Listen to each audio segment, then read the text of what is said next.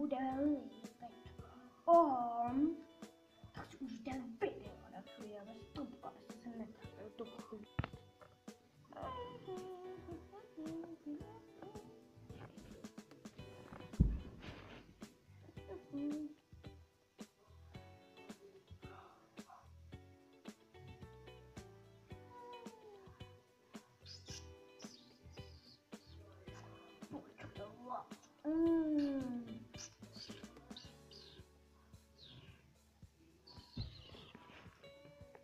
O pár hodin později.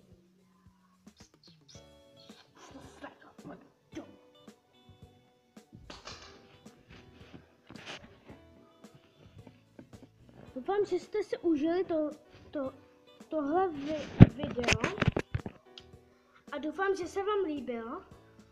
Jo.